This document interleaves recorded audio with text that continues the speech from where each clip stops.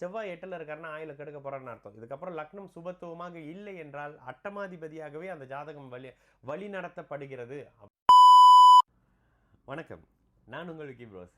நமக்கு எண்கணி ஞானத்தையும் வேத ஜோதிட ஞானத்தையும் ஆன்மீக ஞானத்தை வழங்கிய அனைத்து குருமார்களுக்கும் நன்றி என்ற அதே வேளையில் இது ஒரு ஜோதிட விளக்க வீடியோ விருப்பம் உள்ளவர்கள் தொடர்ந்து பார்க்கலாம்.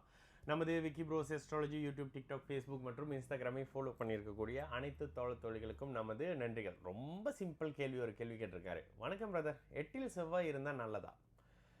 இயல்பாக செவ்வாய், சனி, ராகு இவங்கெல்லாம் பாபர்ன்ற மாதிரியான அமைப்பு. சனி முழு பாவர், செவ்வாய் முக்கால் பாபர், சூரியன் அரை பாபர். ஆனால் அந்த அரை பாபர்ன்றது பூமின்றதுனால பூமியுடைய 24 மணி நேரத்தை ஒரு சைட்டு வெளிச்சம் ஒரு சைட்டு இருட்டுன்றதுனால தான் அந்த பாபர். பாபர் என்பது இருளை பலனாக கொடுக்கக்கூடியவங்க தான் பாபர்னு சொல்லப்படுது. ராகுவும் அமைப்புகளில் பாபர்னே வந்துடுவார். சரி, இப்போ நீங்கள் என்ன கேட்குறீங்க, 8ல் செவ்வாய் இருந்தால் நல்லதா? எல்லா லக்னங்களுக்கும் எல்லா மாதிரியான அமைப்புகளில் விதிவிலக்கோடு இருக்கக்கூடிய பதில் பிரதர். ஒரு உதாரணத்துக்கு, மேஷ லக்னத்துக்கு செவ்வாய் 8ல் இருக்கலாமா? இருக்கவே கூடாது. என்ன ஏன் லக்னாதிபதி 8ல் இருக்கக்கூடாதுன்றீங்க? இந்த இடத்துல 8ல் இருக்கக்கூடிய லக்னாதிபதி அட்டமாதிபதியாக மட்டுமே செயல்படுவார். அட்டமாதிபதி என்ன பண்ணுவார்?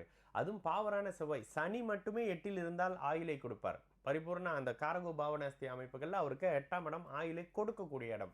செவ்வாய் 8ல் இருக்காருன்னா ஆயுளை கெடுக்க போறாருன்னு அர்த்தம். இதுக்கப்புறம் லக்னம் சுபத்துவமாக இல்லை என்றால் அட்டமாதிபதியாகவே அந்த ஜாதகம் வழி நடத்தப்படுகிறது அப்படின்ற மாதிரியான விஷயம்னு வந்துடும். நீங்கள் கேட்ட கேள்விக்கு பிரதர் நிறுத்தி நிதானமாக அழகாக சொல்ல பார்க்குறேன்.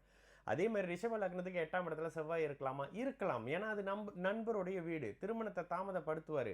ஏன்னா 7ஆம் அதிபதி 8ல் மறைகிறாருன்னு. ஆனால் அவர் 7ஆம் இடத்துல இருக்கிறத விட நண்பருடைய வீட்டில் இருக்கிறது நல்லது.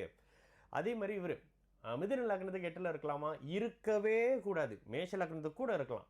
ஆனால் மிதுன லக்னத்துக்கு 8ல் இருக்கக்கூடிய செவ்வாய் உச்சமாகி ஆயுள், குடும்பம் மாதிரியான அமைப்புகள் அத்தனையும் மிதுன லக்னத்துக்கு தசையில் கெடுப்பார். அதே மாதிரி கடக லக்னத்துக்கு 8ல் அமரக்கூடிய செவ்வாய் அவர் ஒரு மாதிரியான பாவருடைய வீட்டில், சனியினுடைய வீட்டில் தான் இருப்பார். ஆனால் அவர் பார்க்கக்கூடிய இடம் சிம்ம வீடாக இருக்கும். சிம்ம வீடு அதிகார வீடு. செவ்வாய் பார்வை அதை கெடுக்காது. அடுத்ததாக கன்னி லக்னக்காரங்கள், சிம்ம லக்னக்காரங்களுக்கு 8ஆம் இடத்துல இருக்கலாமா? அது ஒரு சுபருடைய வீடுன்றதுனால இருக்கலாம். ஏன்னா குருவுடைய வீட்டில் தான் இருக்கலாம். ஏன்னா அவர் மிகப்பெரிய ராஜயோகாதிபதி, மறைஞ்சு தான் பலன் கொடுக்குறவர் உச்சமாகியே சிம்ம லக்னத்துக்கு. கன்னி லக்னத்துக்கு 8ஆம் இடத்துல இருக்கலாமா? இருக்கவே கூடாதுங்க. செவ்வாதசை வந்தானே மனுஷன் கடன், நோய், வம்பு, வழக்கு, அசிங்கம், கேவலம், நோய் மாதிரியான அமைப்புகளில் ஆயுளை இழக்கக்கூடிய தன்மை வரும். லக்னாதிபதி பலவீனமாக இருந்தால். துலாம் லக்னத்துக்கு 8ஆம் இடத்துல செவ்வாய் இருக்கலாமா? சுபரின் வீடு இருந்தாருன்னா தன்னோட வீட்டை தானே பார்ப்பாரு. ஆனாலும் அந்த 2ஆம் வீட்டை எந்த இடத்துல இருந்தாலும் செவ்வாய் 2ஆம் இடத்தை கெடுப்பார். இதனால தான் 7, 8ல் செவ்வாய் இருந்தால் செவ்வாய் தோஷம்னு சொல்லிட்டு தனியாக ஒரு வாழை மரம் ஸ்பெஷல் பூஜை வைக்கிறோம்ல, தனியாக பரிகார கற்றுக்கறையில், இதெல்லாம் இந்த மாதிரி அமைப்பு தான். ஆனால் அவங்களுக்கு பார்த்தீங்க 32, 33 வயசுக்கு மேலே அமைகிற கல்யாண வாழ்க்கை நல்லாயிருக்கும். துலாம் முடிஞ்சு விருச்சிகத்துக்கு அவர் 8ஆம் இடத்துல இருக்கிறது அது ஒரு மாதிரி. 8ல் இருக்கலாமா? லக்னம் சுபத்துவமாக இருந்து புதன் ஓரளவுக்கு நல்லா இருக்கிறாரு, உச்சனா இருந்தாருன்னா சூப்பர். லக்னம் பலமாக இருந்துச்சுன்னா அவர் 8ல் இருந்தால் நல்லது. லக்னம் பலவீனமாக இருக்குது, சனி ராகு தொடர்பில் இருந்ததுன்னா செவ்வாய் 8ல் இருந்தால் கடுமையான நோயை கொடுத்துருவாரு. 6ஆம் அதிபதி 8ஆம் இடத்துல இருக்காருன்னு. சரிங்களா? அப்படி இவர் யார்? தனுசு லக்னத்துக்கு 8ல் அவர் இருந்தால் நீச்சமாவார். நீச்சமாக இருக்கிறது பலவீனம், பாபத்துவம் தான். அப்போ என்ன செய்வார்? சில அமைப்புகளில் தசையில் கெடுதல் பண்ணுவார். அதே மாதிரி இவருக்கு மகரத்துக்கு செவ்வாய் 8ல் இருக்கலாமா? அருமையாக இருக்கலாம். ஏன்னா அது அவருடைய அதிநட்பு ஸ்தானம், அவருக்கு ரொம்ப பிடிச்ச வீடு. அந்த இடத்துல இருக்கக்கூடிய தன்மைகளை, கெடுதல்களை குறைச்சி பண்ணுவார். பாவர் 8ல் மறையணும்ல, இந்த அமைப்புகளை குறைச்சி பண்ணுவார். அதே மாதிரி இவர் யார்? கும்பலக்கணத்துக்கு 8ல் இருக்காருன்னா அது அவருக்கு பிடிக்காத புதனுடைய வீடு. சண்டைக்காரனுக்கு அறிவு இருக்கிற இடம் இருக்காது, அறிவு இருக்கிறவனுக்கு சண்டை போட முடியாது. அப்போ இந்த இடத்துல அறிவான ஒரு இடத்துல சண்டைக்காரனுக்கு வேலை இல்லைன்ற மாதிரி அந்த இடத்துல அவருக்கு ஆகாதுன்னு வச்சுக்கோங்களேன். அதே மாதிரி மீன லக்னத்துக்கு சுக்கிரனுடைய 8ஆம் வீட்டில் துலாம் வீட்டில் இருக்கிறது அவருடைய 2ஆம் வீட்டை பார்ப்பாருன்னு வரும்.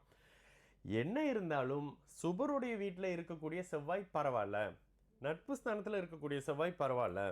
ஆனால் கூடுதலாக அதிக சுபர் தொடர்பு வந்துக்கிட்டு இருக்கும்போது ரொம்ப பரவாயில்ல, கூடுதலாக பாபர் தொடர்புகள் வரும்போது சரியா இல்லை. நீங்கள் ஒரே ஒரு கேள்வி கேட்டிங்கன்னா நான் பல மாதிரி சொல்லுவேன். செவ்வாய் எந்த மாதிரியான அமைப்புகளில் இருக்கார்? சிம்ம லக்னத்துக்கு 6ஆம் இடத்துல மறைந்து உச்சமாவார். ஏன்னா அவர் ராஜயோகாதிபதின்றதுனால, பாபர்ன்றதுனால மறைந்தால் தான் நல்ல பலன் நடக்கும். 6ஆம் இடத்துல கடன், நோய், வம்பு, வழக்கு, அசிங்கம், கேவலத்தை அழிச்சு பலன் தருவார். இயல்பா அப்போ ஏங்க எல்லாருமே ராசிக்கு 2ல் 8லலாம் இருக்கக்கூடாதுன்னு சொல்கிறாங்க? ராசிக்கு 2ல் இருந்தால் 8 பார்ப்பாரு, 8ல் இருந்தால் 2 பார்ப்பாரு, ராசியில் இருந்தால் 7 பார்ப்பாரு, 7ல் இருந்தால் ராசி பார்ப்பாரு, 12ல் இருந்தால் 8ஆம் பார்வையாக 7 பார்ப்பாரு, 4ல் இருந்தால் 4ஆம் பார்வையாக 8 பார்ப்பாரு. இந்த பார்வையெல்லாம் திருமணத்துக்கு தாமதப்படுத்தும். தடையென்னெல்லாம் சொல்ல மாட்டேன். திருமணத்தை தாமதப்படுத்தும். 7ஆம் அதிபதி பலமாக இருக்கிறாரு, சுக்கிரன் நல்லா இருக்காருன்னா இங்கே கல்யாணம் வேணான்னு சொல்லிட்டு அங்கே லிவிங் டுகெதரில் வாழ்க்கை ஓடிக்கிட்டு இருக்கும். அப்படித்தானே போய்கிட்டு இருக்கு. அப்படித்தானே நம்மளுடைய இன்னைக்கு சுதந்திரம், நம்மளுடைய இன்னைக்கு சுதந்திர அமைப்புகள்லாம் அந்த நிலைமையில தான் இருக்குது. லிவிங் டுகெதர், அது கெதர், இது கெதர்னு. இது தாங்க ப்ராக்டிக்கல்.